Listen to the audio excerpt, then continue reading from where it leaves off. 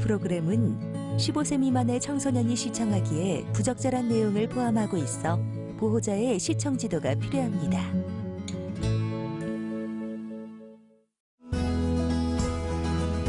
네, 여러분 안녕하세요. 다음 세대 세우기 프로젝트 동성애 스탑 톡톡 포유. 오늘은 학생 인권 조례의 문제점에 대해서 이야기를 나눕니다. 최근 아주 끔찍한 청소년 범죄가 잇따라 발생하면서 이 다음 세대에 대한 걱정과 우려의 목소리가 높아지고 있는데요. 이 올바른 가치관과 윤리 의식보다 이 잘못된 인권만을 강조하는 학생 인권 조례로 인해 한 교사가 억울한 죽음에 이르게 된 안타까운 사건이 일어났습니다. 이 학생 인권 조례의 폐해가 여실히 드러난 사건이 아닌가 싶은데요. 화면 보시고 계속해서 이야기 나눠보겠습니다. 학생 성희롱 의혹으로 조사를 받던 교사가 스스로 목숨을 끊은 가운데 교육청이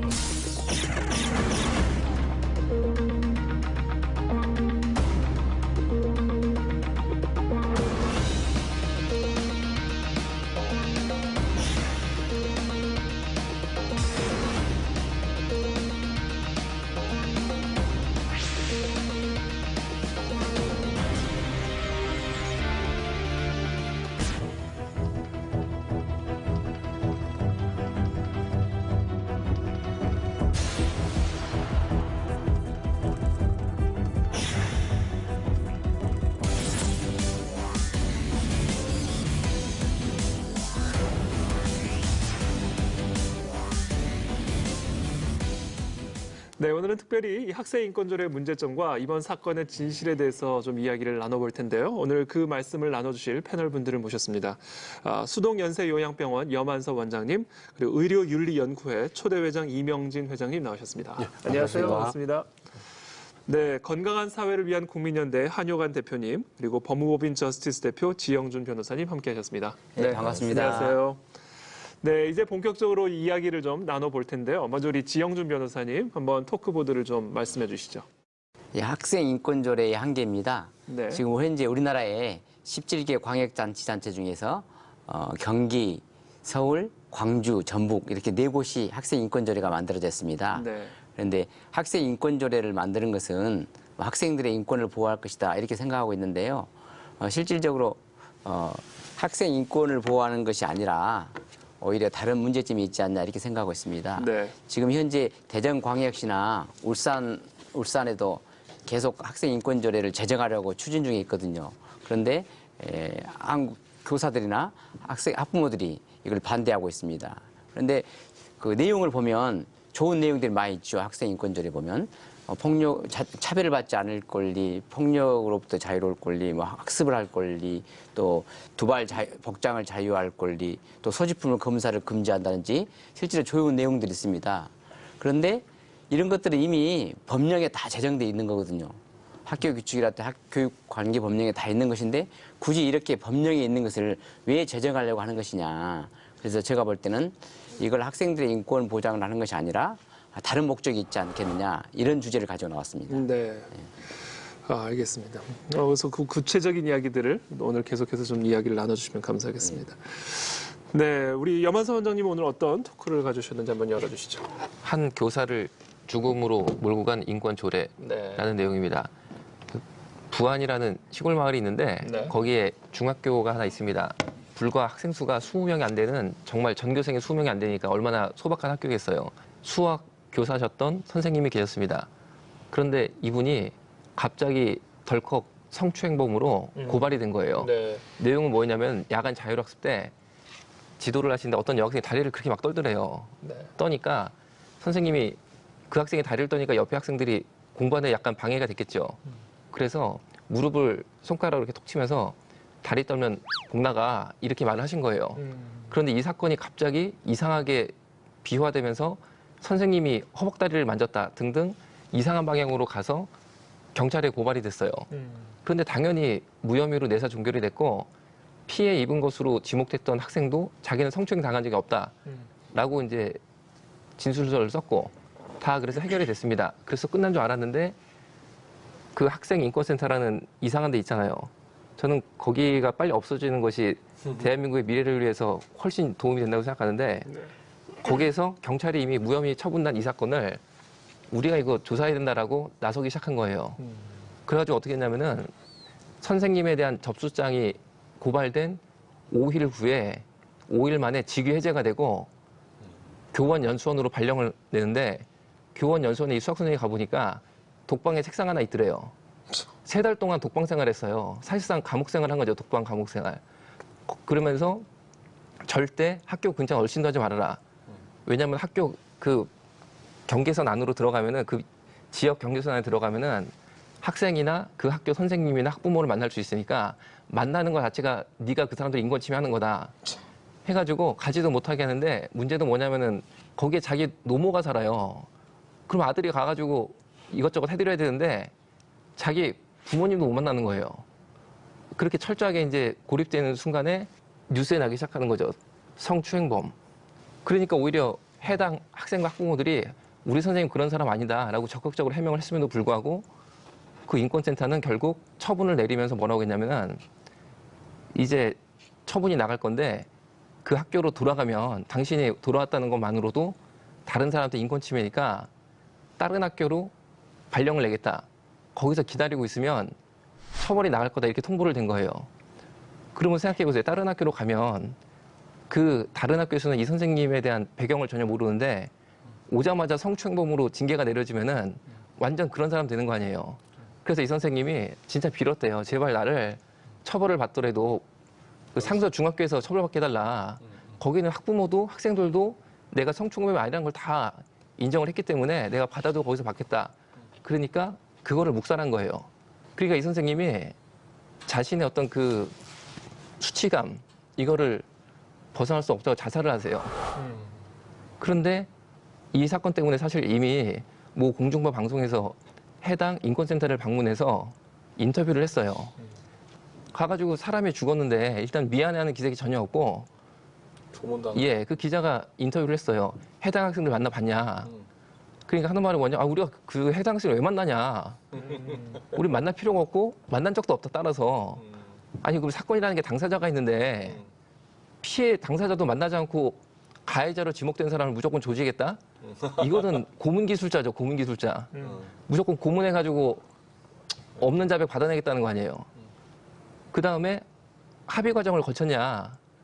그러니까 그 해당 인권조사관이 한 말이 뭐냐면 인권센터 직권조사에는 합의를 유도하지 않게 돼 있다. 합의 과정이 없다. 합의를 하면 안 되게 돼 있다. 이렇게 말하는 거예요. 그러니까 기자님이 매뉴얼을 보여주시면서 아니 인권센터 조사 매뉴얼에 합의 볼 수 있는 거 규정이 있잖아요. 그러니까 이 조사관이라는 인간이 뭐라고 그러냐면은 더 이상 인터뷰가 곤란할 것 같습니다. 확 도망을 가버리는 거예요. 아니 어떻게 자기 매뉴얼도 모르고 조사를 하고 사람을 죽이냐고요. 법에 의해서 무혐의 처분가 난 건데 경찰과 법위에 인권센터가 있다? 여러분 제가 볼 땐 인권이라는 이름에 독재가 시작이 된 거죠. 그 인권센터에서 어떻게 직위 해제를 시키죠? 그럴 권한이 있나요? 그 인권센터에? 교육청, 예, 교육청이 권고를 한 거죠. 예. 교육청이 그걸 받아들였다는 그렇죠, 얘기 그렇죠, 아니에요? 그렇죠. 그럼 예. 교육청도 문제네요. 그래서 교육청도 인터뷰를 했어요. 네. 하니까 하는 말이 뭐냐면 우리는 사건을 인권센터가 전문 조사기관이니까 넘긴 걸로 끝났다 이거예요. 자기는 책임이 없다는 거예요. 그러니까 우리나라 이 진짜 또 하나 문제점이 네. 그러면 인권센터 문제가 발생했고 여론이 하면 조사를 해야 되잖아요. 그럼 조사를 어디서 해야 돼요? 최소한 도교육청 감사실에서 조사를 해야 된다고 그렇죠. 생각하는데 학교 인권센터에서 조사를 한 거예요. 그래서 문제 없다 이렇게 하는 거예요. 이게 말도 안 되는 거죠, 정말 이게 이게. 지금 어이없는 좀 어이가 없는 웃음이 상황이에요. 나올 수밖에 제가 볼 때 없는. 인권센터가 아니고 인민재판센터, 인민재판센터. 인민재판센터죠. 우리 원장님 이 부분 윤리적으로 어떻게 보세요? 요번 우리 송웅 선생님의 어떤 자살을까지 유도하게 된 어떤 원인들이 여러 가지가 있는데 그 중에 하나가 동료 체육 교사의 모함에 의한 그런 억울한 누명을 쓴 부분이 이제 저희들이 발견할 수 있습니다. 아이들을 가르칠 어떤 전문적인 지식이나 또는 윤리 의식을 갖출 적에 우리가 교사라는 교권을 부여하죠. 그런데 이 옆에 우리 동료 이 선생님의 어떤 이 직업 윤리, 교사 윤리가 상당히 결여된 걸로 보입니다. 그런데 이제 학생들도 아글고 모든 선생님도 다 알다시피 우리 동료 의사를 모함했지 않습니까? 성추행범은 모함을 했습니다. 이런 것은 직업 윤리상 동료를 모함하거나 특히나 교사로서 학생한테 모욕을 주거나 거짓 증언을 하게 된 것은 교사로서 갖춰야 될 직업윤리를 철저하게 무시한 행동으로 볼 수 있습니다. 특히나 이제 학생들의 인권이나 어떤 교육 환경을 보장해야 될 교육청의 행동을 보면은 전혀 이런 인성을 갖추지 못하고 자격을 갖추지 못한 분들이 그런 자리에 있지 않나 그런 생각을 하게 됩니다. 바로 이제 학생들이나 그런 교육 환경이나 교권을 바로 세우고 지키기 위해서 어떤 그 행동을 취한 것이 아니라 쉬쉬하면서 덮어버리려는 그런 이제 무책임하고 미봉책을 택한 면이 보이는데요. 이런 부분에 있어서는 우리 그 돌아가신 송 교사님의 명예회복과 함께 올바른 그 교육 환경이 이루어지기 위해서 해당 그 동료 체육교사와 교육청 또 남양 인권센터에 대한 철저한 진상조사와 함께 이에 상응하는 처벌이 반드시 필요하지 않을까 이렇게 생각됩니다. 지금 어떤 그런 일이 진행이 되고 있나요? 지금 이제 제가 이제 또 한 가지 좀 주목할 것은 그 이 학교 인권센터를 만드는 조례를 만드는 옹호관이라든지 센터장이라든지 이런 사람들이 교육자가 아니에요. 운동하는 사람들이 들어온 거예요. 운동가들이구나. 말씀하신 것처럼 무슨 진상 조사라든지 그에 상응하는지 무슨 문제 제기가 이루어지나요? 처벌이 있어야죠. 지금 이제 스톱됐죠. 그래서 이제 그냥 올스톱 된 거예요. 스톱된 이제 고인이 그 미망인이 네. 이제 개인 자격으로 고발을 한 사건이 지금 고소한 상태입니다. 정말 우리가 제 3자 입장에서도 이런데 그 당사자 사모님은 어떠실지 정말. 정말 억울한 일이죠. 네. 우리 한효관 대표님 토크보드 한번 보시죠. 누구의 아픔일까? 네. 방금 제가 얘기했듯이 당사자는 사실 제일 당사자는 고인이라서 사실 그분의 뭐 우리가 동양에서 한이라고 하는데 풀어줄 사람이 없잖아요. 네. 근데 남아 있는 사람들이 누구가 있습니까? 일단 미망인과 가족이죠. 유가족들이죠. 그래서 우리가 이제 이런 사건이 일어날 때 제가 시민단체니까 언제부턴가 바로 이제 전화는 제가 또 습관이 있어 전화했습니다. 네. 한 두세 번 전화했더니 본인도 지병이 있어갖고 많이 힘들었는데 또 노모를 모셨고 정말 행복한 가정이었는데 자기의 어떤 평생 반려자를 잃고 또 그 어떤 그런 속에서 충격이 이제 심리적인 충격이 대단하잖아요. 두 번째 제일 억울한 부분이 사회적인 고통이죠. 왜냐면은 성추행범으로 극단적 선택했다는 거는 너무나 다르잖아요, 사회적으로. 그렇죠. 그럼 그 고인뿐만 아니라 그 가족들과 그 자녀들이 평생 우리 아버지에 대한 어떤 누명을 쓰고 이제 사는 거 아니겠어요? 그렇죠. 그 부분을 가장 고통스러워하는 거예요. 근데 또 하나 더 아픈 사람 중에 하나가 또 누구냐? 가족뿐만 아니라 또 누가 아프게 그 당사자인 학생들. 그렇죠.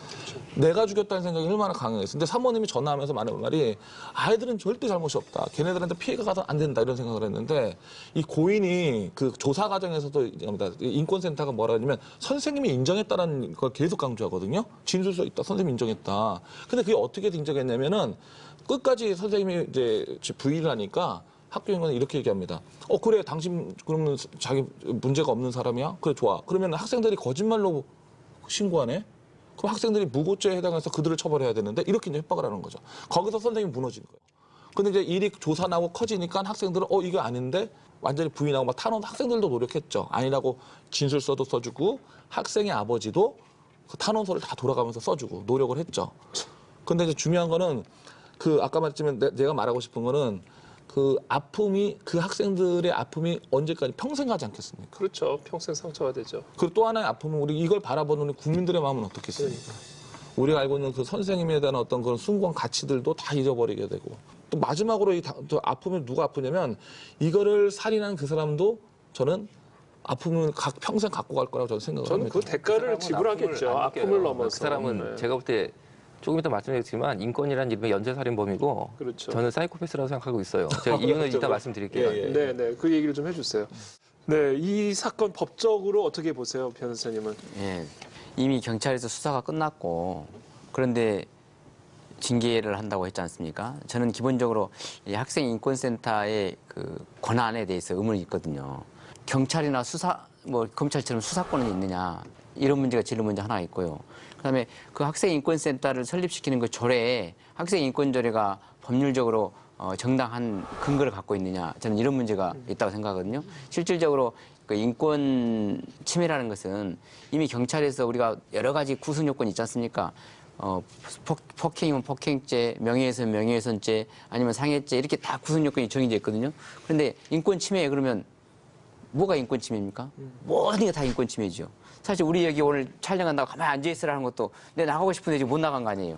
이것도 인권 침해하고 있는 거죠, 사실. 학생들 입장에서는 학교에 학교에 있을 때 자기는 밖에 나가서 놀고 싶은데 교실에 앉혀놓은 것도 학생들한테는 인권 침해라고 할 수 있는 것이고. 그래서 그렇게 또 말을 합니다. 그렇죠. 그러니까 그게 이제 인권 침해 범위가 무한정인데 과연 학생인권센터라는 게 설립도 문제지만 또 경찰에서 이미 조사한 것도 다 있는데 그게 또 인권침해라고 또 조사를 하고 이런 건 전부 다 문제가 있다는 것이죠. 그래서 학생인권조례 권한이랄지 또 권한이 되는 조례에도 문제가 있죠. 그다음에 조사하는 사람들이 과연 경찰 같은 경우는 또 매뉴얼이 다 있거든요.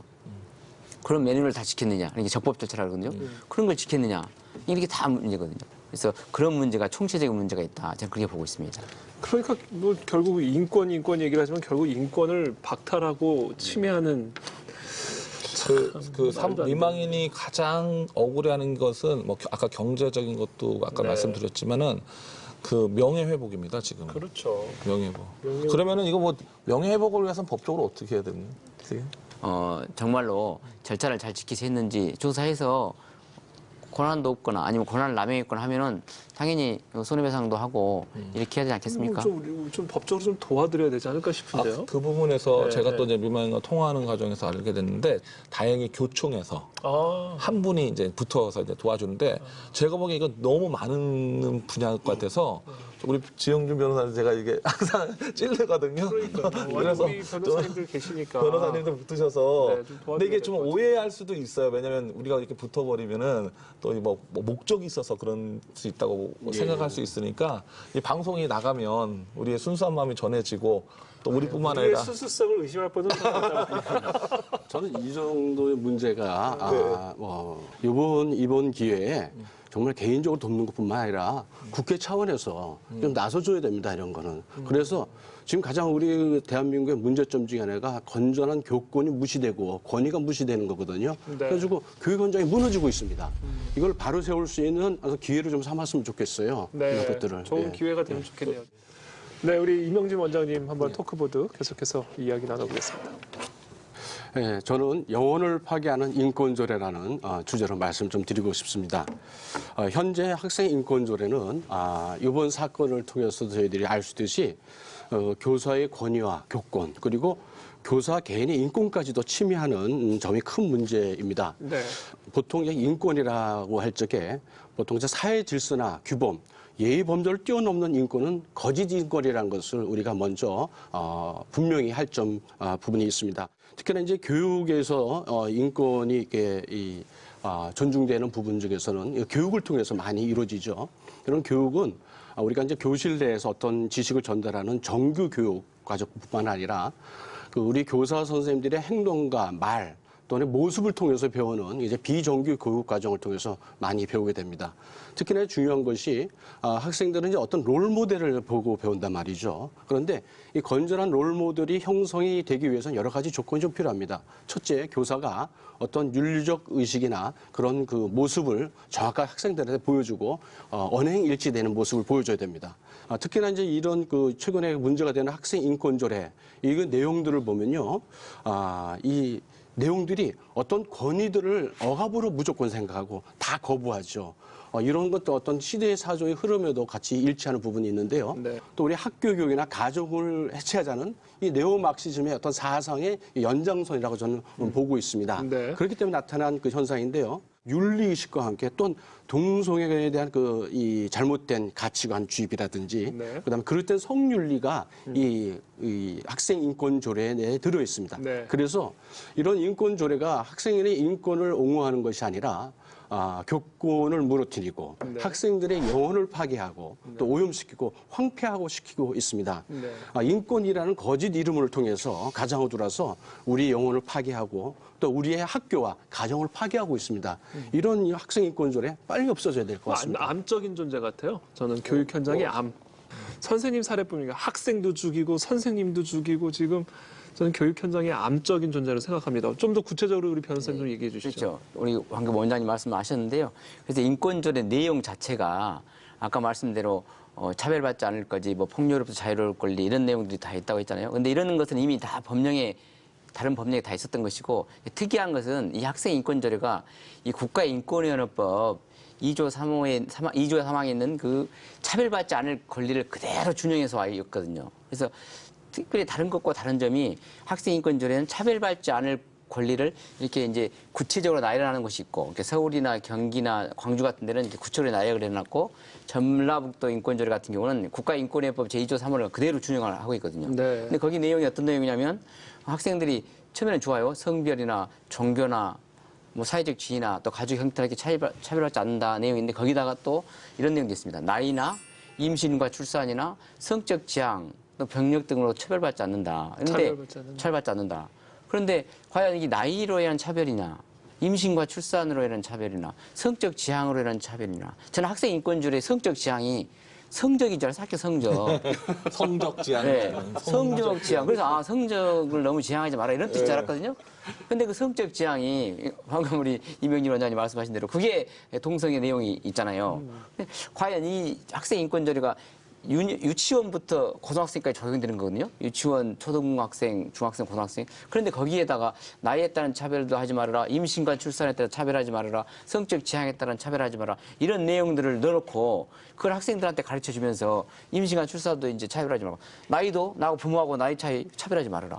또 내가 동성애든 이성애든 성적 지향 차별하지 말라고 이걸 교육시키면 그게 과연 그 학생 인권이 이 학생들의 정말로 그 본연의 자세를 위한 것이냐, 학생들의 영혼을 파괴하는 것이냐, 저는 그래서 참 의문을 갖고 그런 있습니다. 걸 가지고 차별하지 말라는 것 자체가 사실은 윤리 개념을 사실은 무너뜨리는 거 아니에요?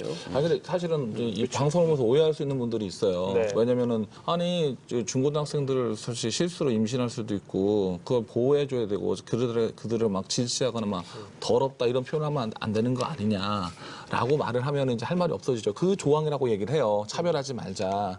근데 임신 출산을 우리가 그 배려하는 거죠, 사실은. 배려하는 거하고 그것이 권리로 나가는 거하고는 틀리다. 그렇죠. 그럼 학생 인권, 권리 조례이기 때문에 임신 출산이 그거는 차별하지 말라는. 그리고 만약에 내가 학생이 임신하는 건 제 자유인데 왜 선생님이 관여하세요라고 했을 때 무슨 소리 하는 거냐? 이렇게 말하는 것조차 이게 처벌될 수 있는 그런 조항이라는 거죠. 그렇죠. 그러니까 이 부분을 시청자들이 잘 구분을 했으면 좋겠다라는 생각이 들어요. 오해를 하면 안 된다라는 그러니까 거죠. 윤리로 접근하는 게 아니라 권리의 개념으로 접근하는 그렇죠. 건 완전히 다른 얘기잖아요. 이 우리나라 모든 정치인이나 이 학생 인권 조례라는 그 말만 가지고 이 거짓 인권으로 포장된 이 학생 인권 조례를 갖다가 네. 잘 모르고 계세요. 이 거짓 프레임이 쌓여 있는 겁니다. 그렇죠. 이 실체를 이번 기회에 낱낱이 좀 이렇게 드러내놓고 특히나 국회 차원에서 우리 학생들을 보호하고 또 우리 교육 현장을 건전하게 보호하기 위해서 어떤 철저한 조사와 대책이 좀 마련됐으면 하는 생각입니다. 네, 정말 이 올바른 가치관을 성립해 줘야 되는 이 교육 현장에서 지금 오히려 학생들에게 그릇된 윤리관과 논리를 가르치고 있는 것이 아닌지 정말 심히 우려가 됩니다. 이 바로 우리 자녀들에 대한 문제이기 때문에 정말 고쳐야 될 것은 빨리 고치고 더 이상 이런 사건이 일어나지 않도록 시급하게 대책을 마련해야겠습니다.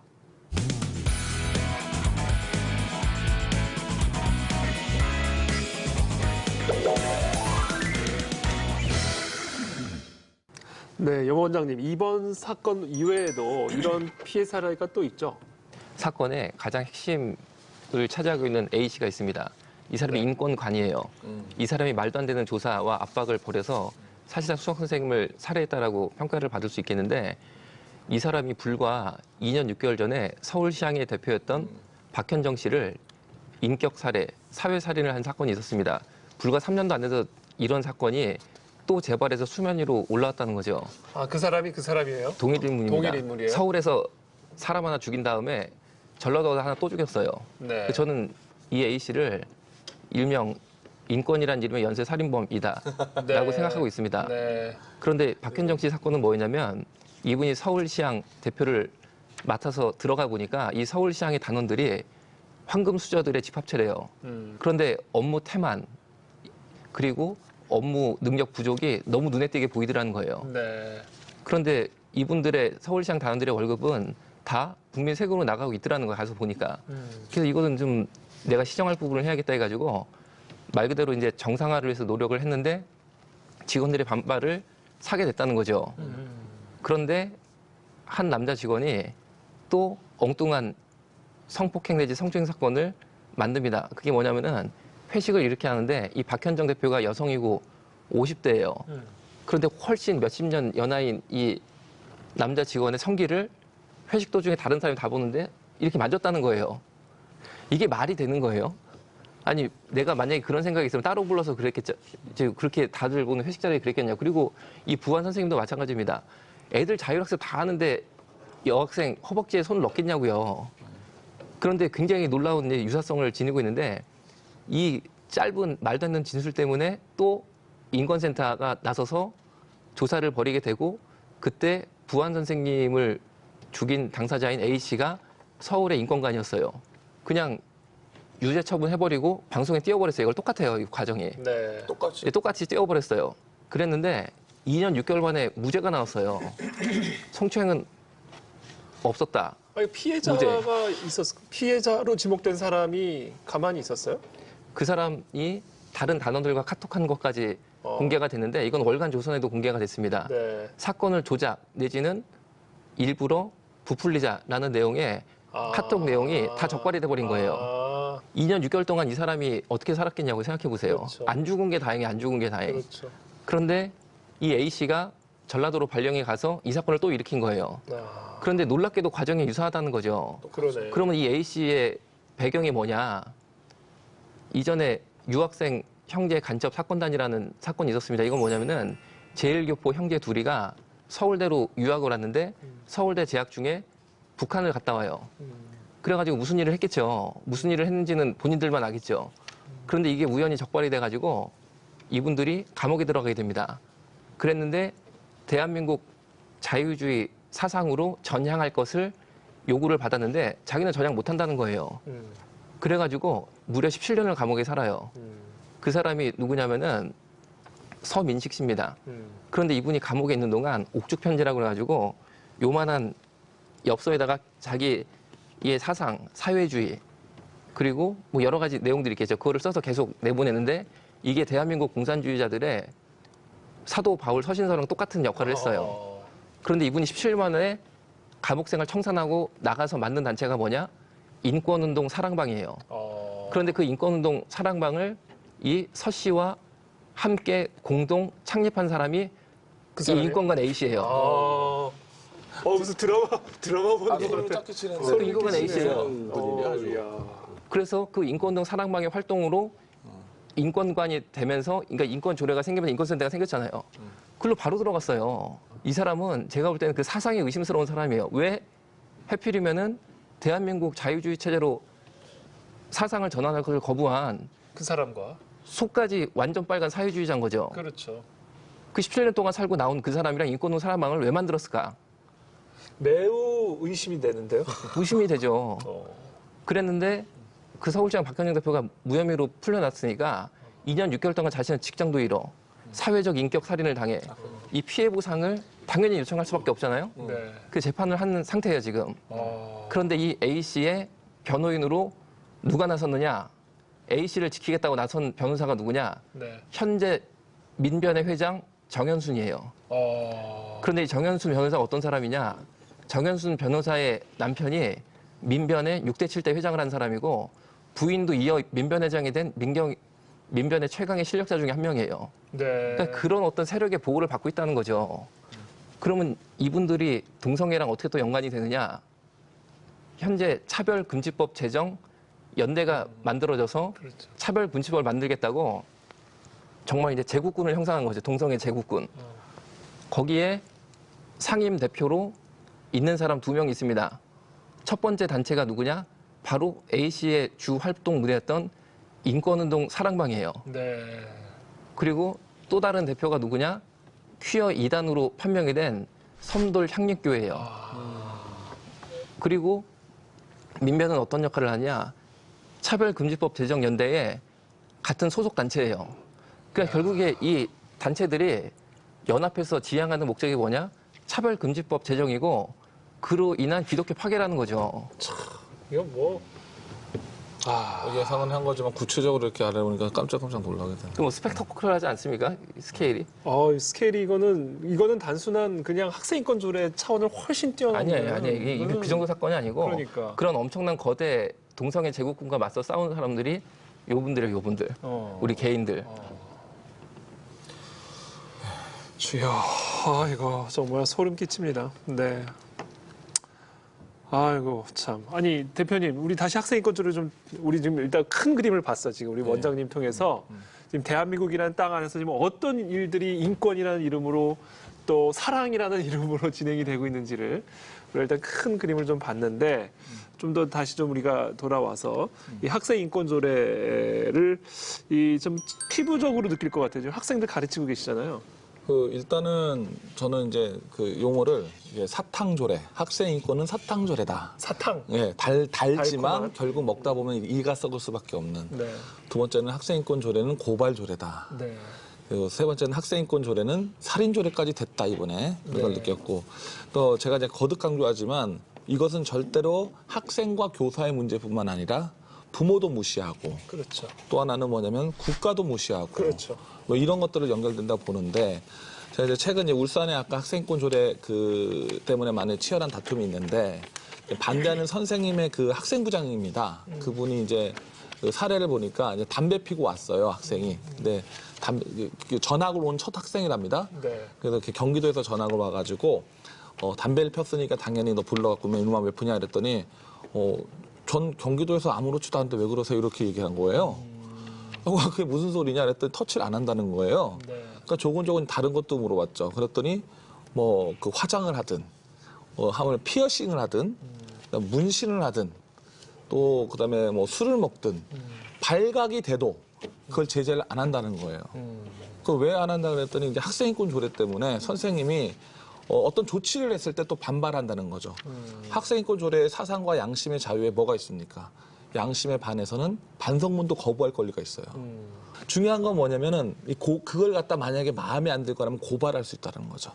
고발을 하는 건데 정식으로 아까 인권센터에서 법적으로 고발할 수도 있지만 법적으로 고발하지 않고 창피를 주는 거죠. 그게 뭐겠어요? 인격살인. 인터넷에 올린다는 거죠. 그게 나와요.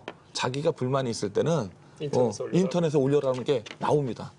한 3년 전인가 2년 전이 3년 전인 것 같아요. 그 서울시 학생인권조례 토론회에 참여했어요. 그게 처음이에요. 국민을 하는데 안 일어나는 학생들이 있어요. 하고 야 너는 왜 안 일어나냐 국민이 안 하냐더니 국가가 왜 개인의 자유를 개의 양심을 강요합니까 이러는 거예요. 내가 깜짝 놀래가지고 이놈의 자식 되게 그때는 해프닝인 줄 알았어요. 근데 좀 이상했던 건 그때 어떤 사람 어른이 선생님들인 것 같아요. 근데 앉아있어. 이렇게 이걸 자기가 목격을 했거든요. 교육을 시킨 거죠. 가만히 있어. 그러니까 애들이 자동적으로 일어나려고 그러는데 앉아있어. 그래서 그것이 해프닝인 줄 알았거든요. 근데 해프닝이 아니라 교재를 보니까 교재에 다 나와 있습니다. 수업받지 않을 권리. 그다음에 또 뭐냐면 가출할 권리. 섹스할 권리. 가출할 권리 누구와 상관이 있습니까? 부모하고 그러니까 이것이 학생인권조례에 머무르지 않는다는 그렇죠. 거예요. 나는 그런 어떤 가치관의 그런 어떤 무너짐, 아까 권위라는 얘기인데 그 무너짐 그런 것들이 더 심각하지 않나. 대한민국의 사회 질서 자체를 완전히 붕괴시키는 거예요. 그러니까 학생인권조례 아까 원장님도 말씀하셨지만 이게 학생인권조례 문제로 그치고 학교 안에 바운더리 안에 갇혀 있는 문제가 절대로 아닌 것 같아요. 이거는. 정말 가슴이 너무나 답답하고 또 걱정스럽습니다. 회장님, 원장님, 이 해외에도 이와 같은 사례들이 있나요? 외국에 또 과연 어떤 일이 벌어졌는가 반면교사로 이제 한번 자료를 찾아봤습니다. 네. 실제로 외국에서도요 이런 그 학생 인권 조례들을 제정한 나라들이 있습니다. 근데 그 인권조례를 시행하고 나서 크게 두 가지 점이 문제가 되고 있습니다. 여러 가지 뭐 좋은 점도 있는데 그 중에 이제 문제되는 것들이 이제 이 가면을 쓰고 들어와서 문제를 익히고 있는 거죠. 첫 번째는요, 우리 아이들에는 양육권을 갖다 부모에서 빼앗아 버립니다. 양육권을. 부모의 그 양육권이라는 것은요, 우리 그 세계 인권 선언이나 유럽 인권 조항이라든지 여러 가지 나라에서 인권 조항에서 나타나 있습니다. 그래서 아이들을 가르치는 교육이나 가르침에 대해서는 부모의 철학적, 종교적 신념을 존중하고 보존해 주라고 그랬습니다. 그런데 이 학생 인권 조례는 이런 것을 부모의 양육권에서 뺏어가죠. 그러면 어떤 문제가 일어나냐? 아이들이요, 나만을 위해달라고 이기적인 그런 미성숙한 인간을 만들어갑니다. 방금 우리 한유관 총장 말씀하신 것처럼 무조건 안 되면 내 권리야. 근데 그 권리가 아니고 방종입니다. 항상 권리에는 이 책임과 또 이 의무가 같이 따라가는 것이고 사회 질서와 윤리와 규범을 뛰어넘는 그런 인권이 있을 수가 없습니다. 거짓 인권이 있거든요. 이런 것들 때문에 문제가 되고 또 하나의 문제점은 뭐냐면 성적인 문제입니다. 우리는 이제 방금 여러 가지 이제 그 사안에서 보면 저게 뭐 임신할 권리라든지 여러 가지가 나오죠. 그거는 그 아이를 배려하자는 그런 것이지 권리를 인정하자는 건 아닙니다. 그런데 이런 그 성에 관한 심각한 그 오류와 또 잘못된 판단을 이제 부추기고 있는데 이런 것들이 어떤 문제가 있냐면 성윤리가 빠진 성교육만 시킨다는 것입니다. 윤리가 빠진 성교육은요 아이들에게 독이 든 사과를 주는 건 마찬가지입니다. 아이들은 성숙 단계에 있어서 의학적으로 우리가 분별력이나 판단력, 그 다음에 그 도덕적 기준을 이렇게 그 분별할 수 있는 기준이요 한 거의 만 18세 정도 돼야 성숙화됩니다. 그런데 이런 분별한 그 도덕적 판단이나 분별력이 없는 아이들에게 이런 잘못된 성교육을 가리키고 또 윤리의식에 빠진 그런 거짓 인권을 가리켰을 때 어떤 현상이 나타나겠습니까? 이 아이들이 성적 충동을 더 받게 돼 있습니다. 그리고 이 아이들의 행동이 또 실천에 옮기게 되거든요. 실제 독일에서는요, 유치원생들에게 의사 이제 롤 플레이라고 그러죠. 그 이제 역할극을 하면서 자위행위를 하는 것을 갖다가 해보라고 부추기고 있습니다. 이 자리를 빌어서 우리나라 그 모든 그 학부모들이 한번 같이 생각해야 될 것이 있습니다.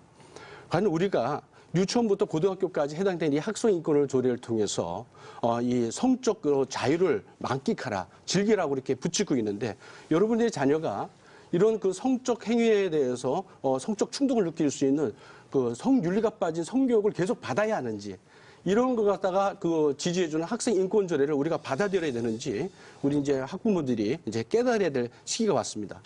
사람이 가져야 될 그 가장 기본적인 그런 소품성 중에 부끄러움이라는 게 있습니다. 수치심, 또 양심의 가책이라는 게 있습니다. 이런 것이 무너집니다.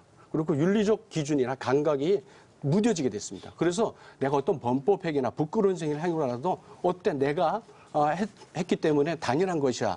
날 인정해줘. 이런 이기적이고 미성숙한 인간을 자꾸 만들어가는 것이죠. 그리고 학생의 인권과 교사의 인권까지도 침해하는 이 인권조례 없애버려야 됩니다. 네. 정말 가슴이 답답합니다. 학생 인권조례 아래서 성장하고 교육받은 아이들이 이제 앞으로 우리나라의 미래를 짊어질 사람들인데 정말 이런 교육 현장에서 아이들이 앞으로 어떻게 이 나라를 끌고 갈지 정말 참담한 그런 심정입니다. 우리 변호사님, 지금 이 학생 인권 조례가 교육적으로 잘못된 교육을 지금 우리 아이들에게, 자녀들에게 지금 주입시킬 뿐 아니라 특별히 동성애에 대한 잘못된 인식을 심어줄 수가 있잖아요. 그 이야기를 조금 더 해주시죠. 네. 이 차별금지법을 만드는 세력들이 왜 차별금지법을 만들려고 하느냐. 그것도 되게 중요하거든요. 근데 그 사람들이 차별금지법을 만드는 것은 이 사회에 무슨 차별을 없애려는 것이 아니라 성평등과 인권교육을 공교육에 포함시켜서 사회적 약자에 대한 참여와 협력을 없애겠다. 이것이거든요. 그러니까 이 사람들은 교육입니다. 교육. 차별금지법을 만들면 법률이 생겼기 때문에 그것을 이 성평등 교육, 인권교육을 적법하게 공교육을 통해서 교육을 시킬 수 있거든요. 근데 그것이 목적인데 일반적인 세대 교육이죠. 예, 그것이 차별금지법 제정 목적인데 그런 세력들이 이제 교육을 이제 학생 인권조례를 통해 가지고 학생들한테 교육을 시키는 것이죠. 그렇죠. 학생 인권조례를 왜 만드냐? 우리가 초중등교육법에 따라서 또 학생 교육 학교 교육직 이런 걸 통해 다 보호되는 건데 그거 다 없애도 그 사람들이 뭔만 있으면 되냐면 학생들한테 인권 교육시킬 수 있는 권한. 그렇죠. 이것만 있으면 되거든요. 그래서 학생 인권 교육시키는 학생 인권 교육센터.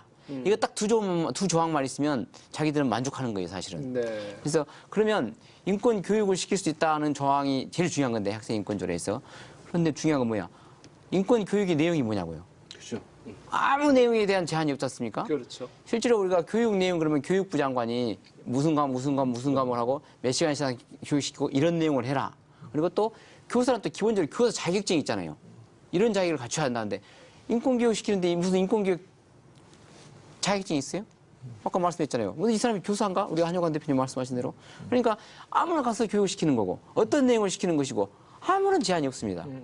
뭘 가르치겠습니까, 이제? 그럼 학생들한테 가장 관심 있는 걸 가르치겠죠. 그러면 청소년기에 가장 예민하고 지금까지 금기시켰던 성에 대해서 이제 교육을 시키겠는데 그중에서 성교육을 가장 많이 시키는 건 기본적으로 우리가 성교육이라는 것도 따로 있죠.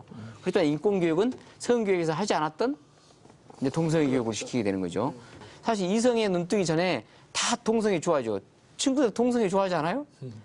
친구가 이제 사랑의 관계가 되는 것처럼 변하게 되고 그렇게 해서 한 번에 두 번의 경험을 통하게 되면 당연히 동성애는 급속도로 이제 확장이 되는 것입니다. 저는 그게 가장 큰 문제라고 생각하고 있습니다. 실제적으로 이제 교육부에서도요, 성교육 표준안이라는 것을 이제 이미 만들어 놨기 때문에 동성애에 대한 잘못된 지식을 전하거나 또는 윤리에 대해서 잘못된 걸 전하는 것을 엄격하게 금지하고 있습니다.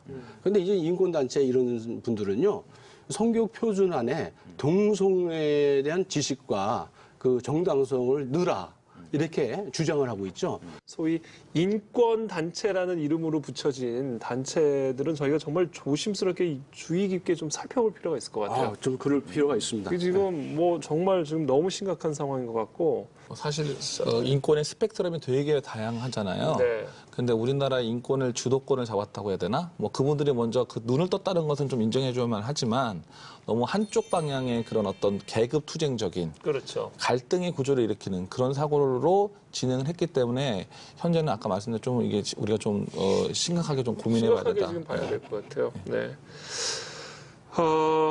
대표님 그러면 말씀을 일단 하셨으니까 이 학생 인권 조례를 좀 바꿔야 될 것 같아요. 물론 우리 학생 인권 중요하죠. 우리가 잘 또 주의 깊게 우리 학생의 인권 보장과 신장을 위해서 노력을 해야 되는데 지금이 이 형태의 학생 인권 조례는 절대로 아니라는 거죠. 그럼 어떻게 바꿔야 될까요? 그래서 제가 이제 아까 해외 사례도 얘기를 했는데 저희 뉴욕시 사례가 전 마음에 참 들더라고요. 네. 학생의 훈육과 중재에 관한 학생들의 권리와 의무가 좀 길어요. 그래서 이제 근데 지금 좀 안타까운 게 학생인권 조례를 만드니까 그럼 교사인권은 어떡하냐. 교권 조례가 또 나오는 거예요. 그럼 교권제면 나중에 그럼 학부모 권리 조례도 나올 것 같아요. 학생인권은 왜 권리만 있고 의무가 없냐고 막 우리가 체긍하니까 뭐 그건 인정해요. 근데 안 넣는 것이 당연하다고 얘기를 하는 거예요. 왜냐하면 다른데 학교 규정이나 그런데 너무나 많은 제한 조건이 때문에 얘네 숨통을 틔워주려고 이거 만든 거다 이렇게 또 반론을 한단 말이에요. 그러니까 법이 좀 제각기 있는 것 같아요. 그렇다면 뉴욕시에서 우리가 학생이라는 단어는 공적인 단어잖아요. 집에 있는 사람을 학생이라고 안 그러잖아요. 학생이라는 사람은 일단 학교로 온 단어잖아요. 그러면 내가 집에서처럼 누워서 공부하고 음악 들으면서 공부하고 쉴 때 화장실 마음대로 가고 이거는 사적인 존재가 학생이 아니잖아요. 그럼 학생으로 된 이상, 공적인 자리에 있는 이상은 너가 손들 때가 어느 때 손들고 너가 의무를 지킨 다음에 그런데 너는 수업 시간에 질문할 권리가 있어. 이런 어떤 권리를 얘기해 주는 게 더 마찬가지 아닐까. 또 하나는 뉴욕시 같은 경우에는 중재란 말이 난 참 마음에 들다. 훈육과 중재. 훈육은 지켜야 될 거라면 이 중재라는 것은 사건이 터졌을 때 부모님을 어떨 때 불러오는지 어떨 때 교장 선생님 앞에 가는지, 어떨 때 상담 선생님한테 가는지 이런 게 좀 상세하게 좀 나와 있더라고요. 네. 그래서 이런 점들은 참 본받을 만하고요. 이런 사례를 좀 듣고 싶어요. 뭐냐면 아까 마치 전북의 그 선생님이 그 얘기를 못해서 그러는데 정말 인격이 좋으신 분이었어요. 네. 왜냐면 그때 그 극단적 선택을 해서 장례를 치를 때 군대 간 그 자제까지 왔고 200명의 학생이 왔단 말이죠. 그런 거 봐서 성품이 너무 좋은데 그러니까 애들을 우리가 건드리지 못하는 거예요. 그러니까 뭐 들리는 소문으로는 그 인권센터 그 가치가 막대기로 아이들을 툭 쳐도 이게 성추행이라는 거 얘기를 하는 거예요. 이렇게 건들지 말라는 거예요. 이거 막대기라도. 근데 교육적으로 보면 머리를 쓰다듬어야 된다는 말이 있어요. 그게 저도 이제 학원에서 참 조심스럽지만 남학생들은 좀 요즘은 이제 사실 동성애 때문에 남학생도 이렇게 못 쓰다듬으니까 이거 이런 생각이 들어요 진짜로. 근데 이제 머리를 쓰다만 주면 아이들이 엄청나게 치열업이 되거든요. 칭찬 물론 싫어하는 애도 있지만 자기를 인정해준다 이런 게 있단 말이죠. 인권의 완성은 결국 받아주는 사람이 돼야지 되는 거죠. 선생님이나 부모가 아이들은 권리를 주장하면 선생님이 받아줘야 되는데 법은 강제하죠. 싫어도 마음은 싫지만 억지로 하는 거잖아요. 그럼 선생님이 걔 말을 들어줘도 마음이 감동이 없다는 얘기죠. 근데 이렇게 말을 엮어가다 보니까 이게 교육 본연의 자세예요. 선생님들이 교직에 임했을 때 학생들에 대한 그런 사랑과 그런 것들을 북돋아주는 최후의 그 마음이라는 거죠. 서울시 학생인권 조례 그 조문에 나와요. 인권을 두려워하는 것은 자기 자신이 주인이 되는 것을 두려워하는 것이다. 그게 뭐냐면 네 마음대로 하는 게 인권이라는 거예요. 그렇죠. 그래서 제가 강의할 때마다 그 부분을 지우고 다시 얘기해요. 인권을 두려워하는 것은 학생들을 사랑하고 배려하고 존중해 주는 것을 두려워하는 것이다. 존중하고 배려하고 사랑하는 걸 두려워하는 것이다. 그래서 인권이 나로 시작되는 것이 아니라 상대를 바라볼 수 있게 하는 그런 것들이 되었으면 좋겠다라고 말하고 싶습니다. 그러니까 우리 미국 사례, 해외 사례들도 말씀하셨죠. 물론 그 해외 사례, 미국 사례도 참 문제가 많은 게 많아요. 그 학교의 권위는요 명확합니다. 그죠. 건드릴 수가 없어요. 그 부분은 정말. 근데 지금 우리 사회는 그게 아니거든요. 그래서 저는 지금 아까 인권, 내가 주인이 되는 거, 이거에 잘못된 이 인권의 개념이 지금 우리 사회에 깊이 뿌리내리고 있기 때문에 이 부분에 대해서 정말 우리가 정말 우리 유익 있게 좀 조심스럽게 살펴보고 또 견제를 좀 해야 되지 않을까. 저는 그런 어떤 마음에 강한 어떤 마음이 좀 생깁니다. 우리 성경 말씀 보면 예레미야서 17장 9절에 이런 말씀이 있죠. 만물보다 거짓되고 심히 부패한 게 마음이라. 남녀노소를 막론하고요. 이 만물보다 거짓되고 부패한 게 사람의 마음입니다. 어린아이들, 학생들의 마음도 마찬가지라는 거죠.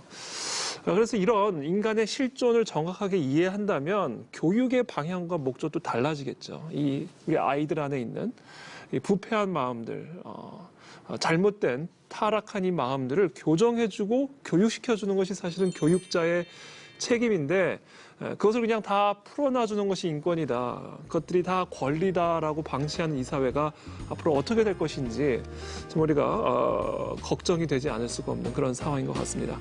이 심각성과 위기를 우리 모두 깨닫고 좀 우리 교회 교육부터 철저하게 다시 한번 회복이 되고 이 땅에 많은 그리스도인 교육자 가운데 이런 사명을 갖고 귀한 사명 감당할 수 있게 되기를 다시 한번 축복하고 기도하는 마음으로 오늘 프로그램을 마무리 짓도록 하겠습니다. 네, 오늘 특별히 함께해 주신 이 네 분의 패널 분들 다시 한번 감사의 말씀을 드리고요. 이 다음 세대 세우기 프로젝트 동성애 섭 톡톡포유는 다음 시간에도 여러분을 위한 이야기로 찾아뵙도록 하겠습니다. 네, 함께해 주신 여러분 감사합니다. 평안하십시오. 감사합니다.